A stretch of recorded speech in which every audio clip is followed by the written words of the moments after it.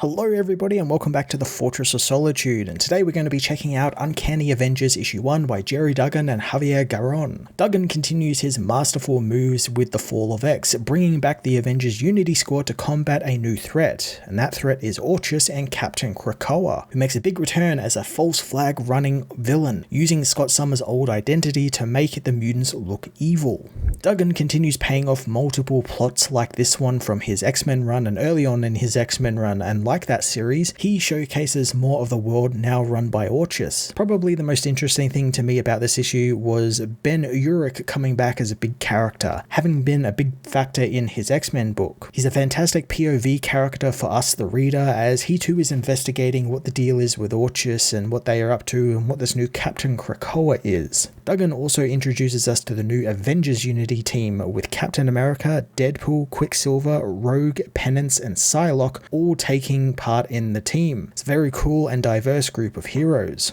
Deadpool's inclusion is great too, since Duggan references Wade's role in Secret Empire and how Steve is looking to make amends for what happened during that event. Duggan also briefly explores the idea of when it comes down to it, Wade is one hell of a soldier and would fit right in with something like the Howling Commandos, and Steve recognizes that, hence why he's his sort of second in command almost. It's a neat bit of connective tissue to Secret Empire and to the Deadpool books of that era. In fact, Duggan does a good job showcasing why each of Steve's new partners is on the team, and how their reasons both instill the Avengers' core beliefs of being a group of heroes who avenge those who have died or can't help themselves, but also Steve's natural drive to help those who have lost their way find a home and a place to belong, like Quicksilver, who has gone through a shitload of stuff much like his sister Wanda, with them being mutants, then not being mutants, then maybe Magneto being their father, then Magneto dying recently. It's a lot of stuff for him to go through, and he hasn't really found a place, and I like that Steve is using him being on the team to help him realize he now has a place and he can use his powers to help and be good. Now with Captain Krakoa being back and obviously not Scott Summers, the question is,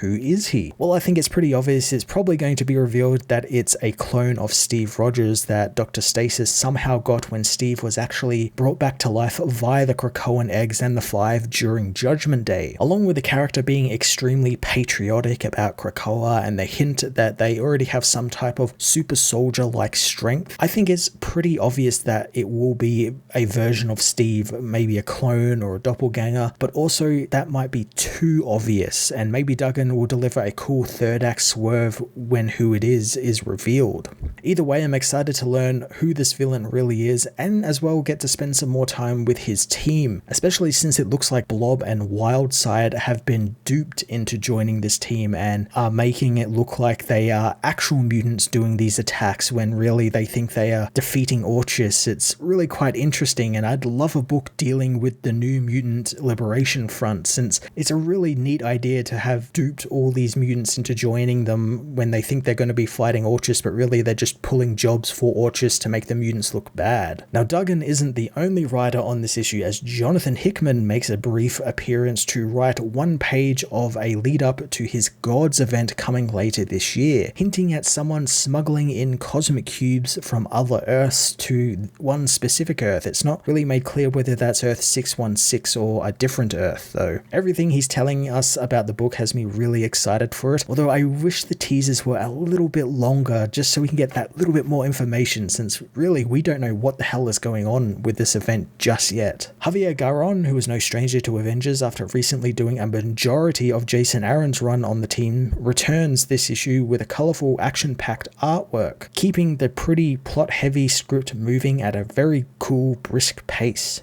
Like what I said about Captain Krakoa maybe being Steve's clone, Javier really sells that theory in his artwork and how he depicts the Captain and how the Captain moves, giving him really big Captain America vibes with how he stands and presents himself, especially with how he looks in the chin area, since the chin is the only thing you can kind of see about the character, and that's really the only thing you can see about Captain America's face when he has the mask on. You can only really see the chin and mouth, and so you can see of Captain Krakoa, and he made it look very similar to Steve's, and I think think that's definitely done on purpose. Jerry Duggan's Uncanny Avengers issue 1 continued his massive Fall of X storyline and picked up quite a few of the lingering plots from early on in his X-Men run, setting out Captain America's new team and building up the mystery of who is Captain Krakoa with thrilling set pieces and snappy writing. I'm going to give this issue a 9.5 out of 10, so check it out. And check out all of the X-Men books recently, since they've all been tying into this Fall of X storyline and telling one cohesive story, which is very difficult to do with comic books, but so far they've been doing a bang-up job of connecting all of the dots and placing people in certain situations that is really exciting and makes me want to continue reading. So keep an eye here on the Fortress of Solitude for more coverage of the Fall of X.